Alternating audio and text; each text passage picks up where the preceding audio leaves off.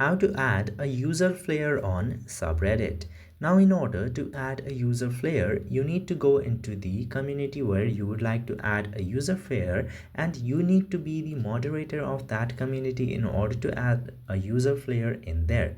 After going into the community tab to mod tools, then scroll down until you see the option of user Flair. Now just simply tap to user Flair, and from here you can very easily add a user Flair by tapping into this plus button from the very top right corner, and after that you can create a Flair, edit their color and other settings as well. Then after tapping to the save button from the top right corner, your new user Flair will be created. Now if you want to do this as just a member of any community, that specific community need to allow you in order to add a user Flair of your own. So this is how you can very easily do it. I hope this video was helpful to you. If yes, don't forget to hit that subscribe button.